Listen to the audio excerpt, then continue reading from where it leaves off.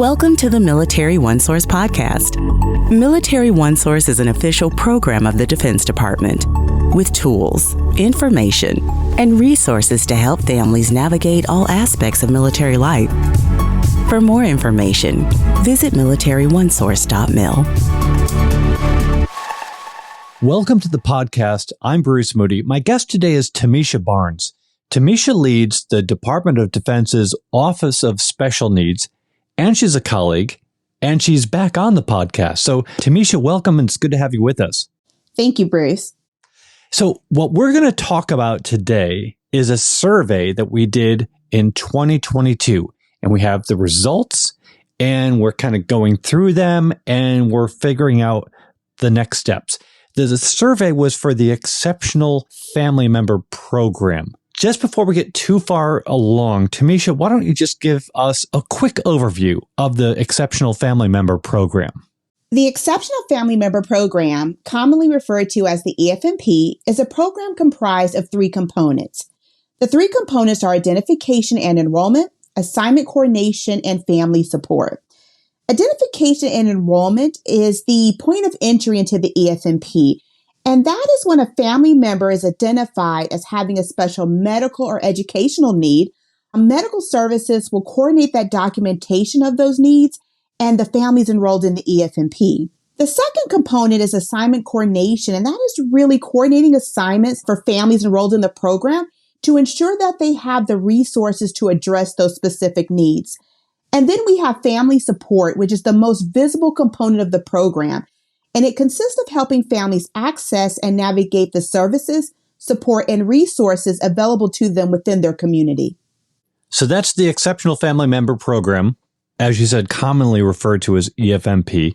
We did a survey in 2022. What was the purpose of that survey? As discussed in our previous podcast on the EFMP, the department is committed to enhancing and improving the program. In order to do so, it was very important that we obtain information on the lived experiences of military families enrolled in the EFMP. We sought to get information that would allow us to proactively enhance and improve the program, but ensure that our efforts were designed to meet the needs of families and address the challenges as well as celebrate the successes that they're experiencing. Tomeshia, again, we had the survey back in 2022, a survey of EFMP families. What is it that you hope to learn from the results of the survey? There are several things that we hope to learn from the survey. So one of the key things was satisfaction with the program. We really wanted to understand the level of satisfaction with the program as a whole, as well as satisfaction within the three components of the program. We also wanted to learn how families accessed information. As we seek to put information that families truly need in their hands, we really wanted to know how were families accessing critical information. We really wanted to learn more about the provision of support that families receive before, during, and after a permanent change of station move. We wanted to learn how families are accessing services and support. And we really wanted to learn where challenges may exist for families. So we want to talk about what you learned, the findings and such, but give us an idea of the survey process. How did we survey these families? So this was actually a web-based survey filled in November 2022 to March 2023.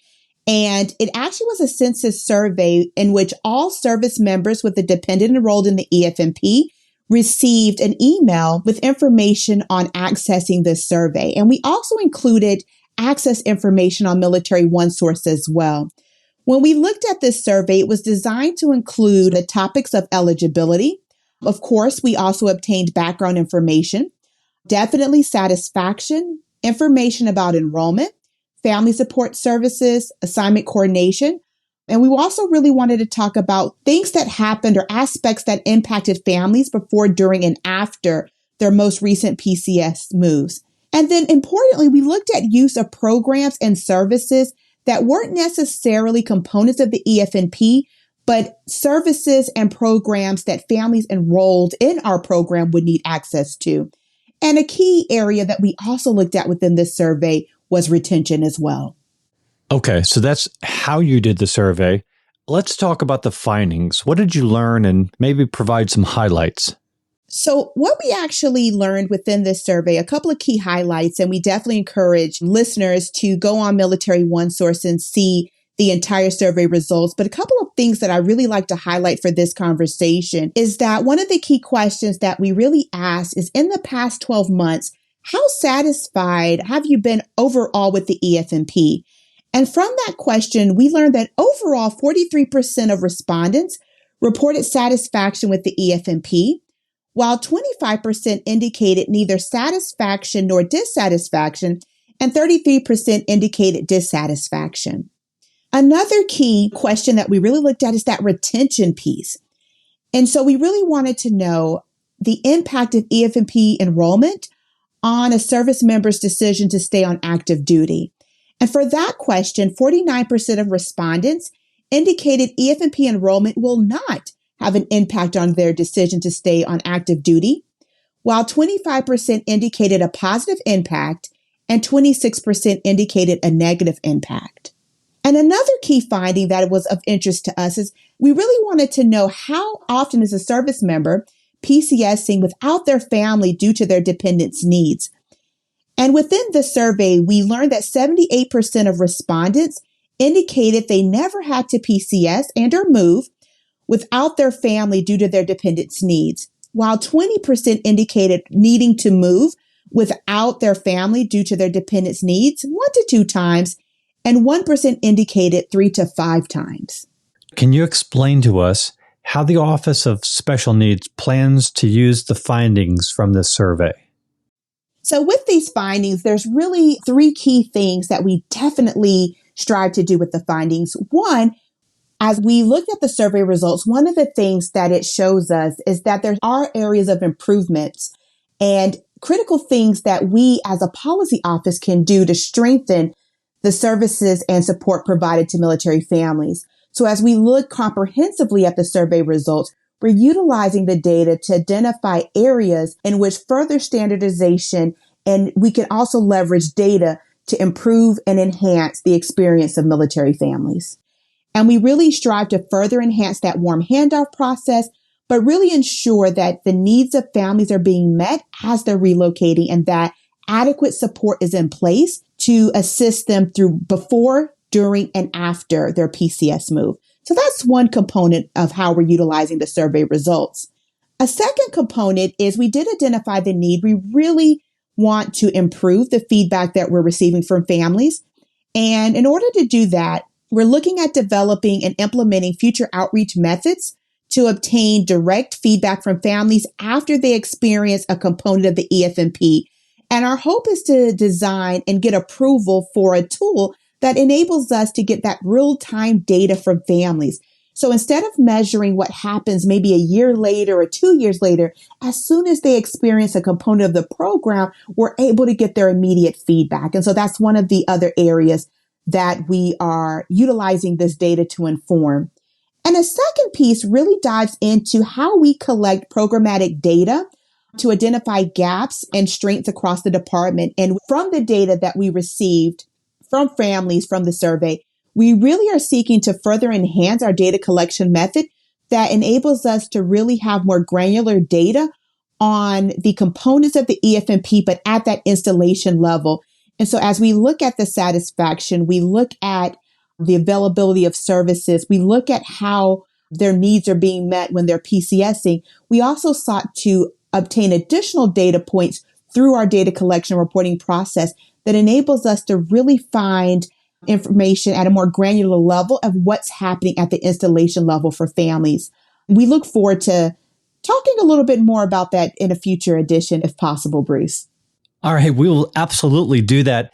We should mention for families who are not in the community of families with special needs, they may not be aware of just how important standardization is, but I assure you, for families with special needs, this is a huge issue. And I want to go back and I want to mention again that we do have our EFMP podcast series. Apart from this one, we'll put a link in the program notes.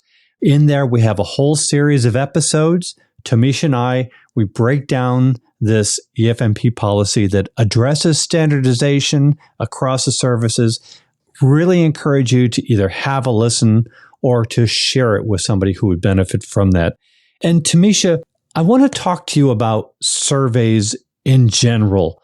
Why is it so important that families respond to these surveys when they get them? Thank you, Bruce. That's a wonderful question. The reason why it's so important for families to respond to surveys is it provides an opportunity to hear directly from families about their lived experience. When we're looking to enhance and improve the program, there are so many facets of important information, but one of the most essential components of information that we need is the voice from families. Their experience matters, their voice matters, and hearing from families allow us to make intentional revisions and enhancements to the program that is truly designed to meet their needs. So for us, Bruce, meeting the needs of military families enrolled in the program is the heart of what we do. That is what drives programmatic improvement. And so in order for us to really enhance and improve the program, we must obtain feedback from families and connect with them, not just really like to hear their voice, but we want to hear and learn what they're experiencing and utilize that data to drive how we're further standardizing the program, how we're enhancing the program. And that's really where we get that information that we really critically need to do this work. We have to hear from families, and surveys such as the 2022 EFMP survey gives us great data that we definitely will utilize to drive programmatic enhancements.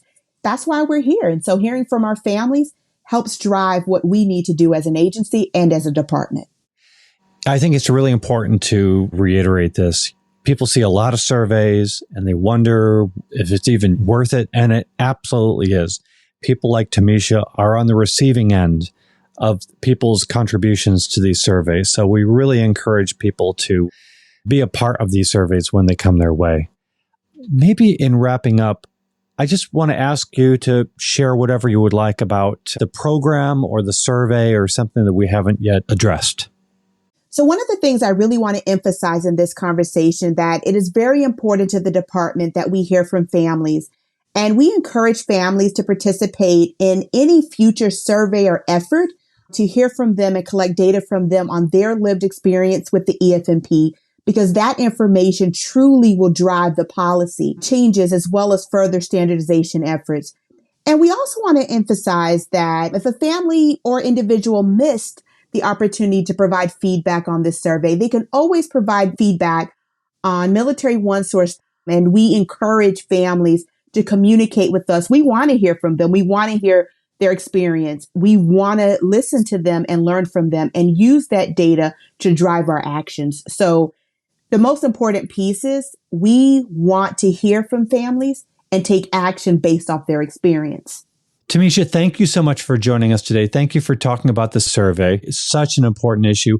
Want to let everybody know that we're posting this survey to Military OneSource. We'll put links in the program notes so you can go and have a look at the results of this survey.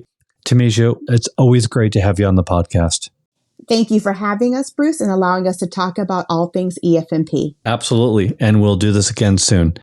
Want to remind everybody that Military OneSource is an official resource of the Defense Department.